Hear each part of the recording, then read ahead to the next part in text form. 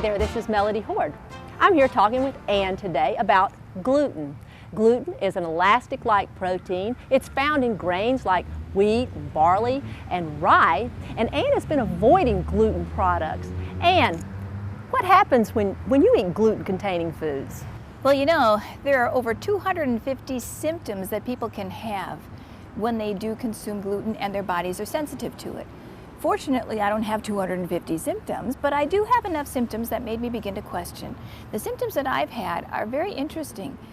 I have thyroid problems. And would you believe there is a direct correlation between gluten sensitivity and thyroid issues? In fact, hormones can become imbalanced if people have a sensitivity to gluten.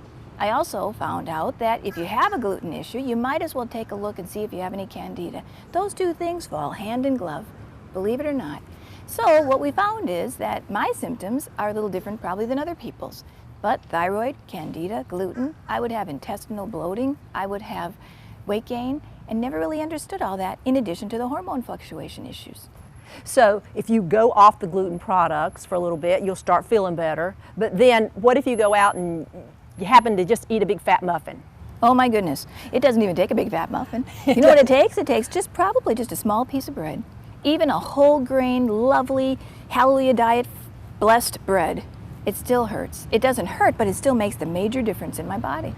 Now, do you have celiac disease? No, I do not. Celiac actually only affects about 1% of the population, whereas now people are beginning to think that even as many as 1 in 10, upwards of even 20% of the population have gluten sensitivities. The difference between celiac and gluten sensitivity is people who have celiac have some very strong reactions, almost life-threatening reactions.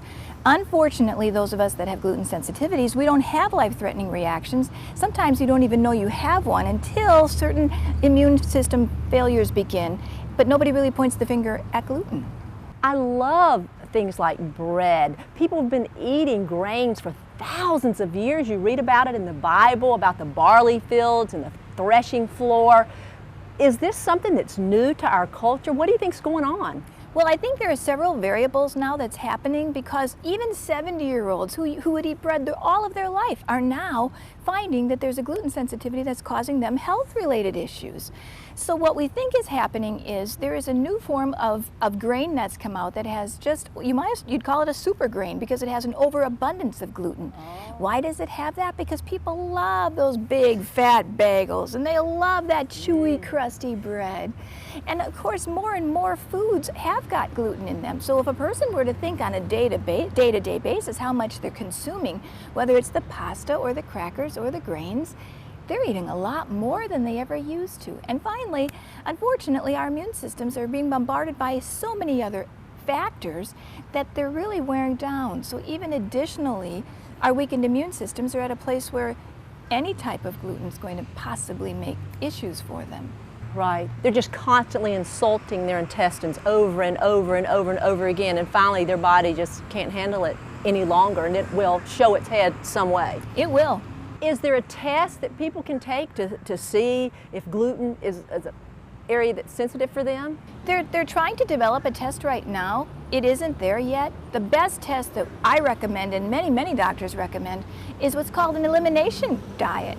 And really what you do is you do your very best to try to eliminate gluten, and I mean as much as you possibly can. Believe it or not, it's on postage stamps and envelopes. It's in your cosmetics, it's in your lipstick.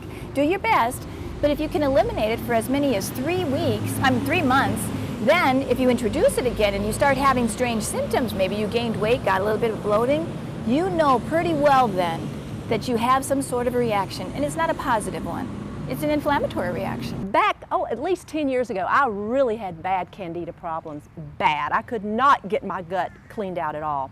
And so I stopped the gluten. I thought, well, I want my gut as good as I possibly can, so I just cut out gluten. And I put my mind to it, but I will tell you, I wanted some bread. I love sinking my teeth. I don't know anybody who doesn't like bread and like pasta. So I didn't know what to do. And I tried some of the breads that they have, and they seem just really stale and dry. So I made my own bread, and my husband said, "That's not bread." I said, "Well, it tastes like bread to me. It's really good." And I heard that you did the same thing. I am. I am. I'm creating my own muffins and I'm creating my own breads. And no, they don't look like your store-bought breads. And no, they don't taste like your store-bought breads. But for someone who has a strong desire to continue to eat something like bread, I have no problems with my breads. Okay, and you made some muffins for us today. I did. So let's go back to the kitchen and see some breads that we can eat that are healthy and that won't hurt our digestive tracts. Here we are with our bread. And these two came from this book called Everyday Gluten Free by Kim Wilson. This is just the basic bread. In this one, we used organic brown rice flour as well as sorghum flour and just a little bit of cornmeal. And this is what this one looks like. Now, this one's a little bit different. It's actually been sprouted. What we did is we took whole millet and we took whole grain rice and we soaked these overnight so they got a chance to germinate a little bit, then put them in the blender the next morning with the other ingredients, blended them up, poured them in the pan, and it came out looking like this. So, that looks like real bread. It looks very close to real bread, very much. So for those of us that can't have the real bread, we really can. It just has a different type of flour in it, that's all. That's right. Now what's in your muffins? Those look delicious. Well, these have garbanzo bean flour. It also has millet flour and just a hint, well, about a half a cup of almond flour. So it's got a nice blend. Almond flour is kind of expensive and it's a little bit sweeter, so you don't need to add quite as much, but it really does add quite a flavor to anything that you add it to.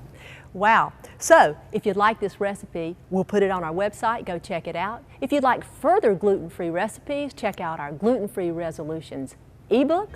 We thank you for being with us today. We'll see you next time on HATV.